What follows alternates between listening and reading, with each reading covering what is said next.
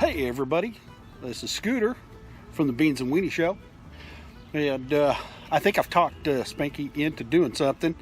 Hopefully he'll let me continue to do it. But I just want to welcome everybody today to the good old summertime. It has landed in Oklahoma with a vengeance, and being a big fat guy, I'm sweating in more places than I care to mention. But the reason why we're here today, this is the first inaugural version of the backyard gourmet and how to become one. That's right. I'm going to teach you all how to be the best backyard gourmets out there in the world. And maybe somewhere along the way, you guys will send some stuff to me that'll help me learn how to actually really be one. Because, you know, people say, Scooter, what is a backyard gourmet? Now, I'll be very candid with you, man. Hell if I know. All I know is that summertime is here, and it's time to get out there and smoke some meat. Now, in the future, we're hoping to get Spanky and Mrs. Spanky and all the little Spankettes joining us so we can continue to do those backyard gourmet barbecues. And I'm just going to get you started today with a little bit of introduction, and I just want to let you guys know the first thing that you need is some way to contain a fire. You need a fire-making device. Now, there's many different schools about what kind of fire is the best for barbecuing, charcoaling, smoking, smarkling. That's a new term. I'm going to coin that term for the barbecue backyard gourmet. So there's a lot of different methods that you can use to barbecue, to smoke, to charcoal, to grill, and we're going to talk about all those things as we go along. And hopefully I'm going to provide you with a little bit of tips and tricks that I've learned along the way into making some of the best tasting meat. And you can get it from Spanky. He says my meat is really good in his mouth, and I just want to make sure that we continue to keep it that way. Look at all that beautiful greenery out there. Good Lord. It's like hay fever season has come to relax and stay right here and not move and never leave us. I feel sorry for all of you that do have trouble with the old pollen. I'm one of them. But luckily, for some reason today, I'm feeling pretty good. Let's talk for just a minute about some of the tools you're going to need to be the greatest backyard gourmet. So becoming the best backyard gourmet that you could ever be, you're going to need some tools.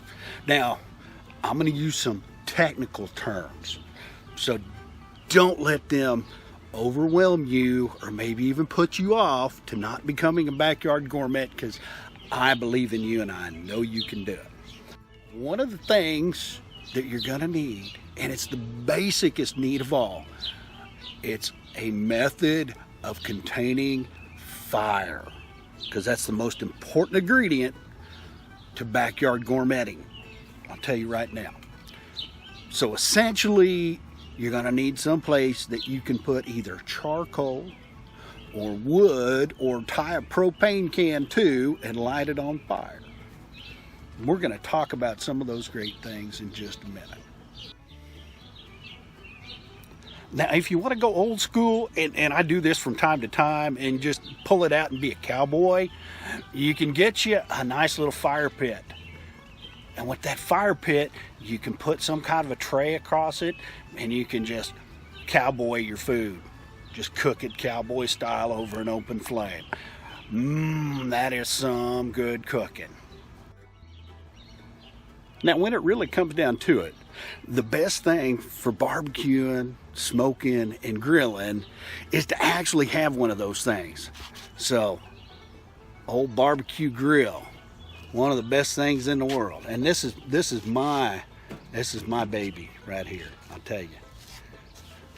I'm gonna get a little bit technical on you folks, and I'm gonna give you some technical words here.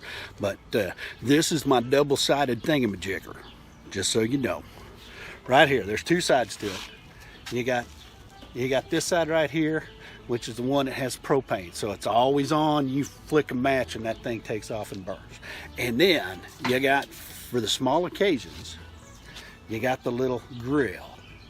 This little guy, this grill, You can put a little charcoal and a little wood. You can do some of the smaller things. So like when you're not having a big party and you ain't got Aunt Selma and Uncle Thelma and all them folks coming over, then you can certainly go with the smaller grill. And I use it on occasions from time to time because I need to supplement and I need something a little bit bigger. But anyway, one of the things, it's got this doohickey on the side. See this big old doohickey right here? It's attached to it. See, it goes all in one. Doohickey on the thingamajig, and it's a double barrel thingamajig because you got your propane over here, and then you got your charcoal in over here. And these things, these are called thermometers right here. So thermometers, that tells you how warm the innards get when you're cooking. Now this one's special because it actually gives me a lot of capabilities, because over here, I don't know if you can see it, but I've got a place where the birds roost. This is called a bird's nest. That's what I've always used it for. But if I get one of those pots or pans or something, I need to keep it warm, I can do it right there on the grate.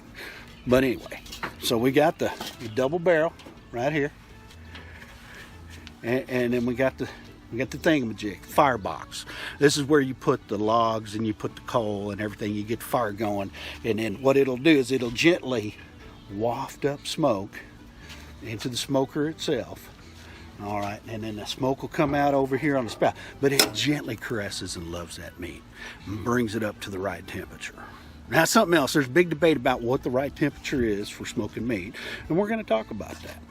We'll give you all the tips and tricks that we've learned, so just come back every week and we'll at least try to get in 5 or 10 minutes of the Backyard Gourmet. I think you may like it. Now, when I got those bigger jobs, when I've got Spanky and Mrs. Spanky and the 27 Spankettes and their friends coming over, and I love doing that all the time, I like to choose a little bit bigger piece of machinery to get the job done. Now, this is my honking smoker. Now, it's just mid-size. It's not huge, but it's a barrel smoker.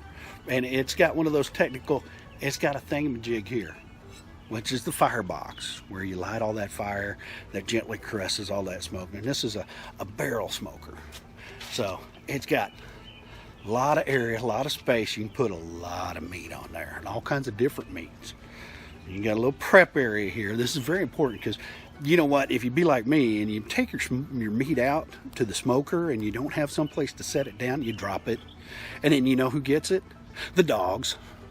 And then it's no good, no matter how much you wipe it off, because then there's a whole different thing wiping off the rub and the spices, and you don't want to do that because then it doesn't taste any good. But so I got the big honker over here, and the neat thing is this thing's got wheels. So see them little wheels down there? You can take that sucker anywhere you want to. Of course, I just move it from one side of the yard. I'll move it over to the other side, and it. I don't know, my neighbors get a little bit upset with me because they get that smoke in their yard and then they're thinking, oh God, what's he cooking now? Is it possum or is it raccoon? But anyway, you know, that's what we enjoy doing here, and that's what you need to get your Backyard Gourmet going. So while I'm hanging out here in the shade, and I'm gonna have to get me another beer because it's, like I said, summer has come and it's dropped along with hay fever season. So we'll get back to it in just a minute. One of the things that I would truly love is for you guys to send me suggestions or send me thoughts or ideas or questions as to how you become the best backyard gourmet you can. And I'll do my very best to answer them. May have to bring in some high-powered intellectual barbecuers, but we'll get your questions answered for you. And I guess the goal out of all of this, just have a good time. Drink a cold beer. And now, since, you know, the fake-demic is gone, we can get together with friends. Have them to the backyard, smoke a little meat, let them put it in their mouth. I assure you, it will be a good time. If you need a better time, you maybe add a little bit of vodka or tequila. I'm not sure, whatever you care for. Personally, I'm a Dr. Pepper man, but that's just me. So we done got through the inaugural episode of the Backyard Gourmet, but just to give you something to look forward to. So the next episode that we put together here, hopefully 2 things are going to happen. Number 1, maybe we'll get to do this side by side with Spanky, and I don't know, I'm going to call him Tolas for now. I don't know why. But in number 2, we're going to tackle the hardest backyard barbecuing that you're ever going to face. It's the hamburger. We've already had all kinds of suggestions and people that have told us how to make the best patty and what the best patty size is and what the weight ratio is and what kind of spices and your mixture for what kind of meat that you want to buy. Personally, I'm 73-27 kind of guy. For those that know their meat mixtures, that'll make sense to you. We heard 80-20 and 96-4. Good Lord, where does that kind of meat come from? That's nothing muscle. Can't choke it down. But anyway, those two things. We're going to tackle the hamburger. We're going to make you the perfect patties. We're going to grill them, and then we're going to enjoy them. And then hopefully we're going to have Spanky and Mrs. Spanky and maybe all the Spankettes here. Love to have them back in the yard again. First, I got to get the Spankettes to cut this grass because there's half an acre and they've been wanting to ride the tractor. So I'm just throwing it out there. Maybe we'll throw them in the next episode or segment of the Backyard Gourmet. Thank y'all for being with us today, and we're going to return you to the Beans and Weenie Show.